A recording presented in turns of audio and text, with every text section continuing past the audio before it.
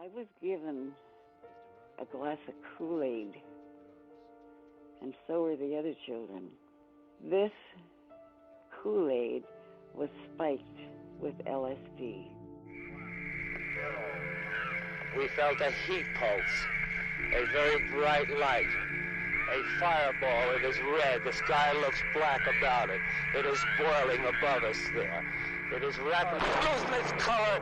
There is the ground wave. Operation Midnight Climax is part of a larger top-secret CIA program called MK Ultra. The goal: learn how to control and even reprogram people's minds. Hey everybody, it's Blobby here again with another video. I hope you've all been doing well.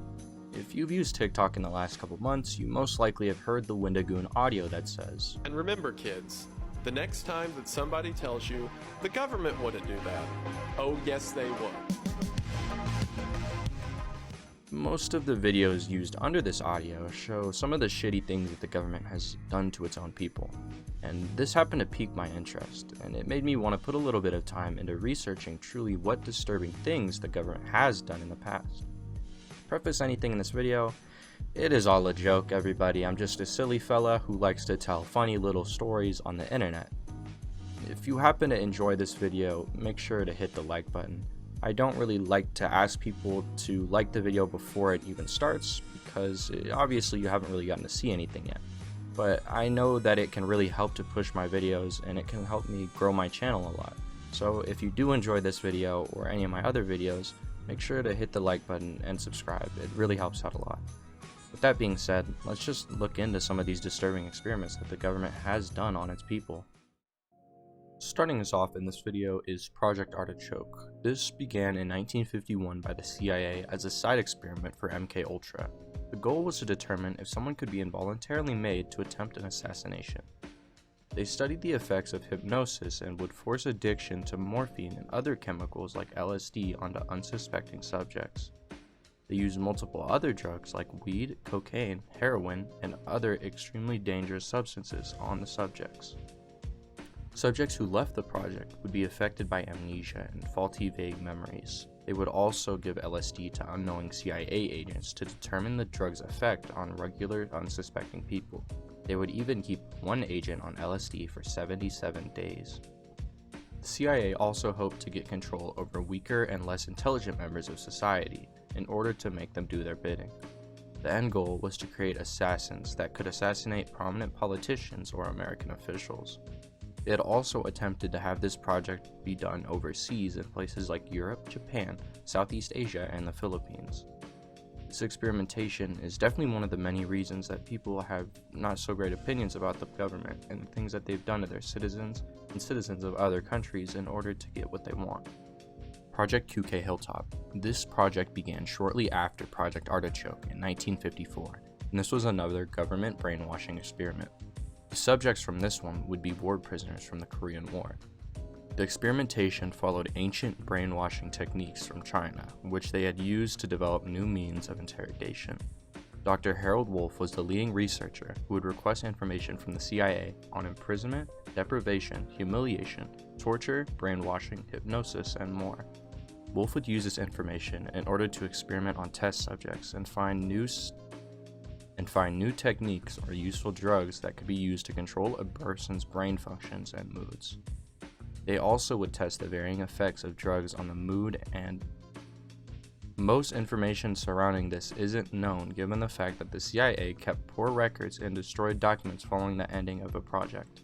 Some of the ways he could brainwash his subjects would be assaulting their identity, making them feel guilty by constantly attacking them and accusing them of being sinful or evil, making them betray themselves via physical or mental attacks until he could push the subject to a breaking point, where the agent would then attempt to make the subject follow their beliefs and their only sense of self was from the agent. Human radiation experiments.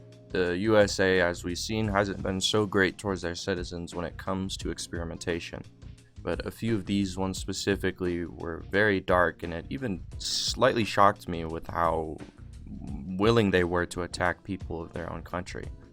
Most of the subjects in these experiments had no idea that they were going to be affected by radiation. Following World War II, researchers at Vanderbilt University would give 829 pregnant mothers what they called vitamin drinks in order to improve the health of their babies.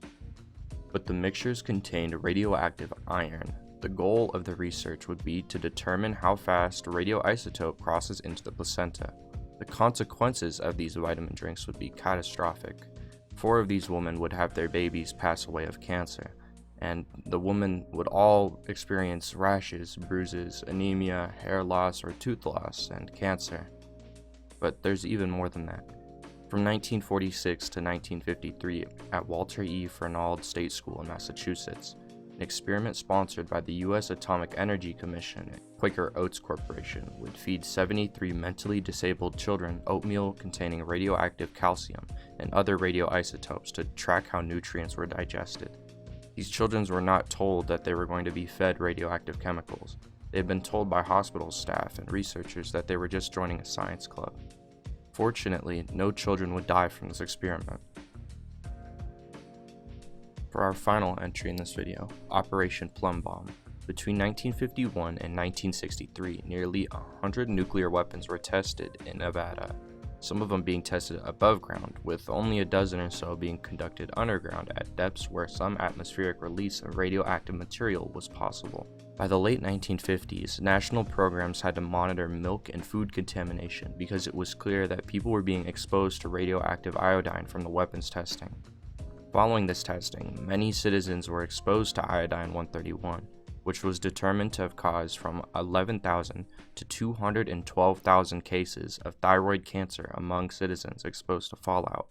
This would also lead to around 1,100 or 21,000 deaths. If you've made it this far in the video, I would like to thank you as always for sticking around and just watching the whole thing. If you do enjoy it, make sure to hit the like button and subscribe. It really helps for me to grow this channel. And if we get to 50 likes on this video, or I'll go 40 likes on this video, I'll look around and make a part 2 to this, because I did enjoy researching this. As always, stay safe out there. I love you all, and hopefully I'll see you soon in the next video.